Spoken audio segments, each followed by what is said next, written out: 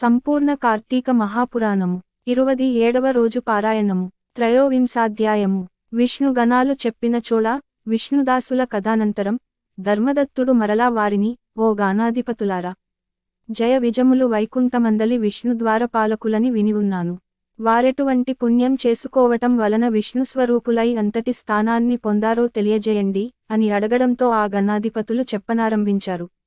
జయ విజముల పూర్వజన్మలు తృణబిందుడి కూతురు దేవహుతి. ఆమెయందు కర్దమ ప్రజాపతి యొక్క దృకస్థలనం జరగడం వలన ఇద్దరు కుమారులు కలిగారు. వారిలో పెద్దవాడు జయుడు, రెండోవాడు విజయుడు. వాళ్ళిద్దరూ కూడా విష్ణుభక్తి పారాయణులే అయ్యారు. అనంతరం అష్టాక్షరీ మంత్రాన్ని జపించడం వలన వాళ్ళు విష్ణు సాక్షాత్కారాన్ని కూడా పొందారు. వేదవిధులయ్యారు. యజ్ఞాలు చేయించడంలో ప్రజ్ఞ గలవారుగా ప్రసిద్ధి చెందారు. అందువలన మరుత్తుడనే రాజు వీరిద్దరి వద్దకు వచ్చి తన చేత యజ్ఞం చేయించవలసిందిగా వాంఛి సున్నాచాడు. అన్నదమ్ములిద్దరూ కలిసి వెళ్ళి ఒకరు బ్రహ్మ మరొకరు యజకులుగా ఉండి ఆ యజ్ఞాన్ని దిగ్విజయముగా నెరవేర్చారు. సంతుష్టుడైన మరుత్తు వారికి ఆగణితమైన దక్షిణలనిచ్చాడు. ఆ సొమ్ముతో ఈ అన్నదమ్ములు ఎవరికి వారుగా విష్ణుయజ్ఞం నిర్వర్తింపదలచారు. తదర్థంగా మరుత్తు ఇచ్చిన మహాదక్షిణను పంచుకోవడములో ఇరువురికి తగాదాలు వచ్చాయి. ఇద్దరికీ చెరిసగం అనేది జయుడి వాదం కాగా తనకు ఎక్కువగా వాటా కావాలని విజయుడు కోరాడు. ఆ వాదోపవాద క్రోధంతో జయుడు అలిగి నువ్వు మొసలివై పొమ్మని శాపం పెట్టాడు.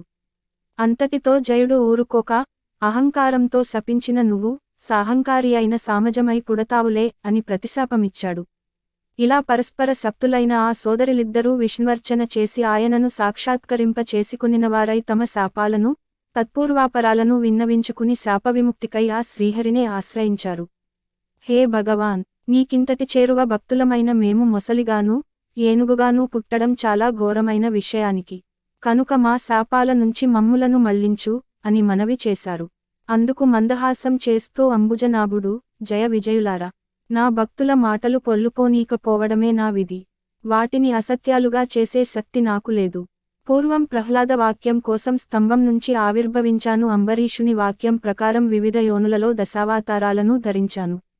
అందువలన మీరు సత్యం తప్పనివారై మీ శాపాలను అనుభవించి అంత్యంలో వైకుంఠాన్ని పొందండి అని ఆదేశించడంలో తదాదేశాన్ని శిరసావహించి ఆ జయ విజయలిద్దరూ గండకీనది ప్రాంతాన మకర మాతంగాలుగా జన్మించి పూర్వజన్మ జ్ఞానం కలవారై విష్ణు చింతనతోనే కాలం గడుపసాగారు. అలా ఉండగా ఒకానొక కార్తీకమాసం ప్రవేశించింది. ఆ కార్తీకమాసములో కార్తీక స్నానం చేయాలనే కోరికతో ఎనుగైన జయుడు గండకీ నదికి వచ్చాడు. నీటిలోనికి దిగిందే తడువుగా అందులోనే మొసలిగా ఉంటున్న విజయుడు ఏనుగును గుర్తించి దాని పాదాన్ని బలంగా నూటగరిచాడు.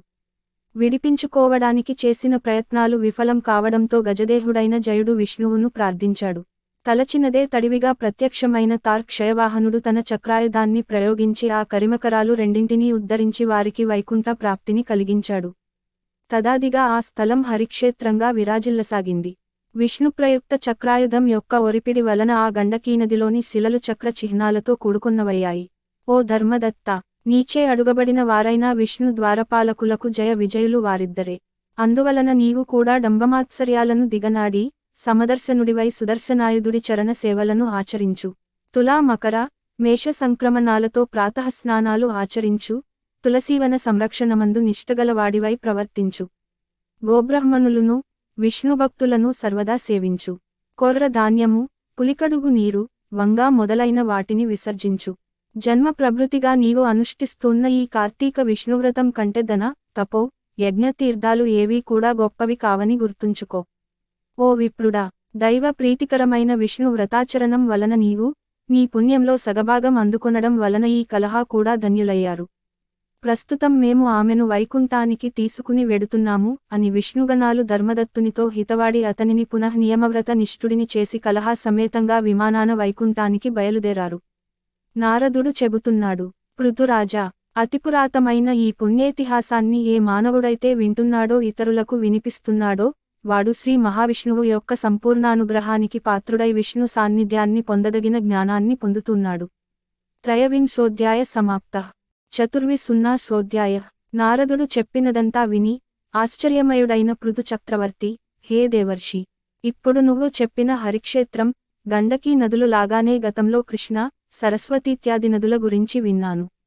ఆ మహామహిమలన్నీ ఆ నదులకు చెందినవా, లేక ఆ క్షేత్రాలకు చెందినవా, విశదపరిచవే అని కోరగా మరలా నారదుడు చెప్పసాగాడు. శ్రద్ధగా విను.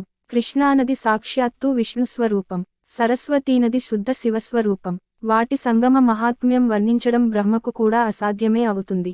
కృష్ణా సరస్వతీ నదుల ప్రాదుర్భావము.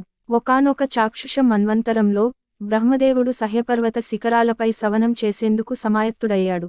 హరిహరులతో సహా సర్వదేవతలు, మునులు కూడా కలిసి ఒకానొక దైవత ముహూర్తంలో బ్రహ్మకు యజ్ఞ దీక్ష నీయడానికి నిర్ణయించి కర్త యొక్క కళత్రమైన సరస్వతికి విష్ణుమూర్తి ద్వారా కబురు పంపారు. అయిన సరస్వతి సమయానికి అక్కడకు చేరుకోలేదు. దీక్షా ముహూర్తం అతిక్రమించరాదనే నియమం వలన భృగు మహర్షి, హే విష్ణు, సరస్వతి ఎందుకు రాలేదో తెలియదు. ముహూర్తం దాటిపోతోంది, ఇప్పుడేమిటి గతి అని ప్రశ్నించడంతో శ్రీహరి చిరునవ్వు నవ్వుతూ, సరస్వతి రాని పక్షంలో బ్రహ్మకు మరి ఒక భార్య అయిన గాయత్రి దీక్షాపతిగా విధించండి అని సలహా ఇచ్చాడు.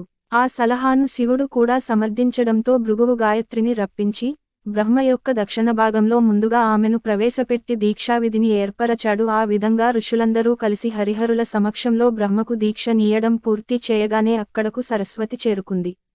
తన స్థానంలో దీక్షితురాలై ఉన్న తన సవతిని గాయత్రిని చూసి మత్సరవితయై స్వరోవాచ స్లో అపూజ్య యత్ర పూజ్యంతే పూజ్యనాం చ వ్యతిక్రమః త్రీనిత్రత భవిష్యంతి దుర్భిక్షం మరణం భయం.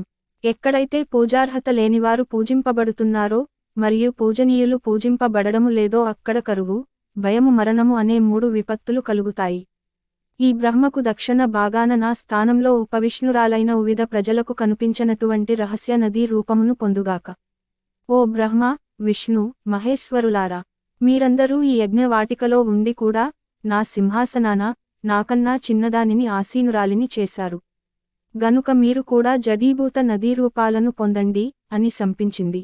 ఆ సరస్వతీ క్రుద్ధ వచనాలను వింటూనే చివున గాయత్రి దేవతలు వారించుకున్నా సరే వినకుండా, ఈ బ్రహ్మ నీకు ఏ విధంగా భర్తయో అదే విధంగా నాకు కూడా భర్తేనని విస్మరించి అకారణంగా శపించావు, గనుక నువ్వు కూడా నదీ రూపాన్ని పొందు అని ప్రతిశాపమిచ్చింది. ఈ లోపల హరిహరులా వాణిని సమీపించి, మేము నదులమైనట్లయితే లోకాలన్నీ అతలాకుతలమైపోతాయి, గనుక అవివేక భూయిష్టమైన నీ శాపాన్ని మళ్లించుకో మన్నారు. కాని ఆమె వినలేదు. యజ్ఞాదిలో మీరు విఘ్నేశ్వర పూజ చేయకపోవడం వలననే నా కోపరూపంగా యాగం విఘ్నుడి ఆగమయ్యింది. పలుకుల పడతినైన నా మాట తప్పదు. మీరందరూ నదీరూపాలను ధరించి మీ అంశలు జగత్వాన్ని వహించవలసినదే. సమతులమైన నేను, గాయత్రి కూడా నదులపై పశ్చిమాభిముఖంగా ప్రవహించబోతున్నాము అని చెప్పింది. ఆమె మాటలు వింటూనే సకల దేవతాంశలు జడాలుగాను, రూపాలు నదులుగాను పరిణమించాయి. ఆ సమయంలో విష్ణుమూర్తి కృష్ణానదిగాను, మిగిలినవారు ఇతరేతర నదీ రూపాలుగాను మారిపోయారు. బ్రహ్మ, విష్ణు, మహేశ్వరులు నదులై తూర్పు ముఖంగాను, వారి వారి భార్యలు నదులై పశ్చిమాభిముఖంగాను ప్రవహించనారంభించారు. గాయత్రి, సరస్వతీ నదీ రూపాలు సావిత్రి అనే పుణ్యక్షేత్రంలో సంగమాన్ని పొందాయి. ఈ యజ్ఞంలో ప్రతిష్ఠితులైన శివ, కేశవులు, మహాబలుడు, అతిబలుడు అనే దేవతా స్వరూపులయ్యారు. సర్వపాప హరిణి అయిన ఈ కృష్ణానది ప్రకర్షోత్పత్తిని భక్తితో చదివినా, వినినా, వినిపించినా వారి వంశమంతా కూడా నదీ దర్శన స్నాన పుణ్యఫలవంతమై తరించిపోతుంది. ఏవం శ్రీపద్మ పురాణాంతర్గత కార్తీక మహాత్మ్యమందు 23, 24 అధ్యాయములు. 27 రోజు. నిషిద్ధములు: ఉల్లి, ఉసిరి, వంకాయ. దానములు: ఉసిరి, వెండి, బంగారం, ధనం, దీపాలు. పూజించాల్సిన దైవము కార్తీక దామోదరుడు. జపించాల్సిన మంత్రము ఓం శ్రీభూతులసి దాత్రీ సమేత కార్తీక దామోదరాయ స్వాహ. ఫలితము మహాయోగం, రాజభోగం, మోక్షసిద్ధి. బహుళ ద్వాదశి రోజు పారాయణము సమాప్తము.